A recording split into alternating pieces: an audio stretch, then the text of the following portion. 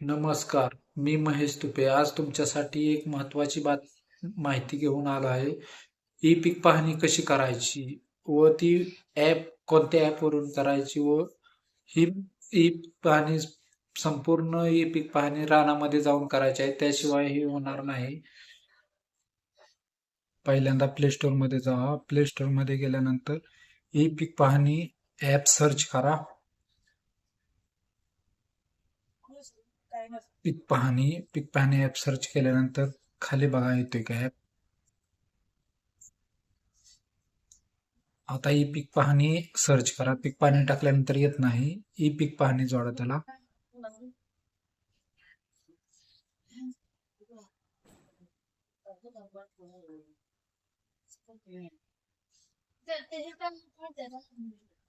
त्यानंतर हा बघा ई पीक पाहणी ॲप आलेला आहे. ई पीक पाहणी DCS ॲप. आता माझ्यात ऑलरेडी डाउनलोड आहे त्यामुळे ओपन दाखवते. ते डाउनलोड केल्यानंतर असे थोडा वेळ फिरायला लागेल. त्यानंतर नवीन खातेदार म्हणून निवडा. नवीन खातेदार म्हणून निवडा. त्यानंतर होय वर क्लिक करा. त्यानंतर नवीन खातेदार निवडा. त्यानंतर जिल्हा तुम्ही टाका. ज्यांचा आहे त्याचा टाका. जिल्हा टाका, तालुका टाका, गाव टाका.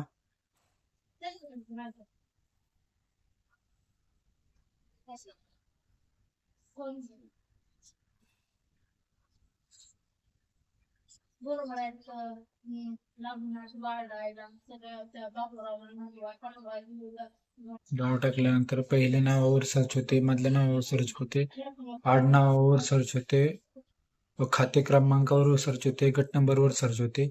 आता मी पहिले नाव टाकतोय म्हणून पहिल्या नावावर मी सर्च करतोय.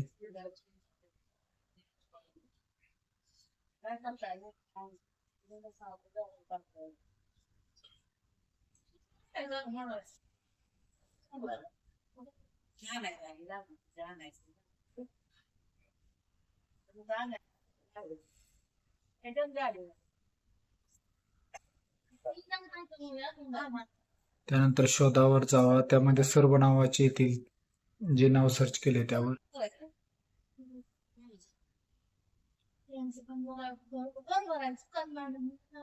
त्यानंतर हा खाते नंबर आला आहे. तर पुढे जावं म्हणून क्लिक करा. त्या निळ्या बाणावर क्लिक करा.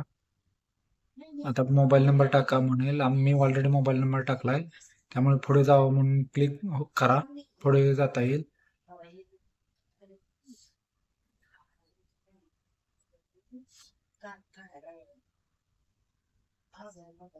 त्यानंतर लाभार्थीचे नाव येईल, खाली येईल, वर येईल आणि येईल जे नाव सर्च केले ते तुम्ही. आता आपले नाव वर आलेले आहे म्हणून ते वरचे क्लिक करा. जिथे नाव आले तिथे क्लिक करा.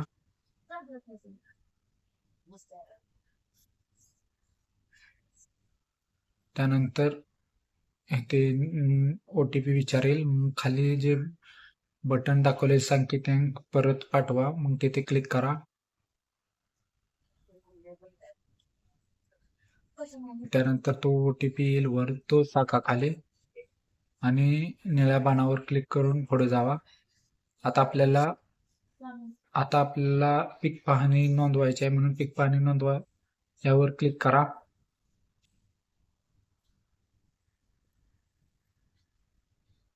त्यानंतर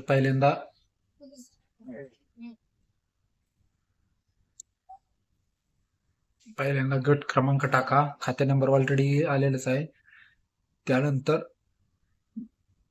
हंगाम निवडा. हंगाम आपण कसे. त्यानंतर हंगाम निवडा. आता संपूर्ण वर्ष जर निवडले तर कोणकोणते पिके येतात ते पहा. संपूर्ण वर्ष निवडले आपण. त्यानंतर प्रवर्ग एक पीक निवडा. बहुपीक म्हणजे प्रत्येक गटात जेवढे पीक आहेत तेवढे टाकता येतात. पण एक पीक निवडा, परत पीक निवडा. आता हे बहुवार्षिक पीक, आंबा आलाय, ऊस आलाय, केळी, अशा प्रकारे सर्व प्रकारची फळे पिके येऊन जातील संपूर्ण वर्ष निवडल्यानंतर. पण आपल्याला रब्बी पीक घ्यायचे. आपण आता रब्बी पिकाचा विमा भरलाय त्यामुळे रब्बी पीक टाकायचे. त्यानंतर रब्बी पिकाचे पीक येतील. रब्बी पीक टाकल्यानंतर आपण पीक निवडायचे खाली. त्यानंतर हे ज्वारी, बाजरी, असे मूग, भुईमूग असे भरपूर प्रकारचे पिके येतील.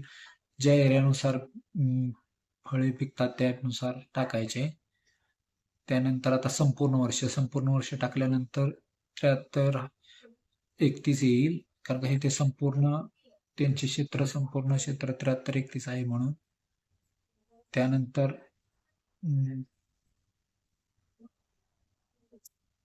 त्यानंतर सिंचनाचे साधन निवडायचे आहे. त्यामध्ये हे सर्व साधने येतील. आता आपण कशाने पाणी देतो? आपण विहिरीने पाणी देतो म्हणून विहीर निवडली आहे. हे लाभार्थी विहिरीने पाणी देतो म्हणून विहीर निवडली. आता ठिबक सिंचन पाणी देतो का तुषारने का प्रवाही सिंचन? आता हा लाभार्थी प्रवाही सिंचनने झाडांना पाणी देतो म्हणून हा प्रवाही सिंचन निवडायचे. आता त्यानंतर हे फळ कधी पेरले, हे पीक कधी पेरले हे टाकायचे. हे टाकल्यानंतर आता साधारणतः ज्वारी म्हटल्यानंतर हे 10व्या महिन्यात पेरलेली असते त्यामुळे 10वा महिना निवडायचा आणि 17 तारखेच्या आसपास निवडायची तारीख. त्यानंतर मग हे विकण्यासाठी आपण पीक पाणी लावतोय का दुसऱ्या कारणासाठी लावतोय त्यामुळे नाही करायचं. तर विकण्यासाठी नाही म्हणल्यावर नाही करायचे.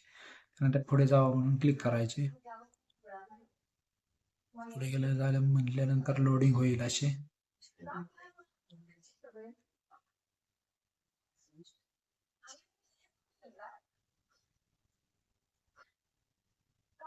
लोडिंग झाल्यानंतर आता हा आपला सर्वे नंबर आहे. त्या सर्वे नंबर मध्येच ओपन तिथे गेल्यानंतरच हे पीक पाणी होते. कारण का ते लोकेशन ट्रॅक करते, रेखांश अक्षांश ट्रॅक करते. तिथे गेल्यानंतर इथे अद्ययावत करा ह्यावर क्लिक करायचे आणि त्यानंतर त्या पिकाचा फोटो घ्यायचा आहे.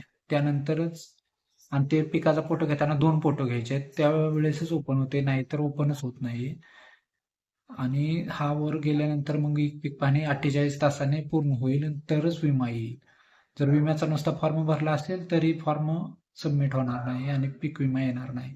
हे काम तुम्हाला पूर्ण करायचे.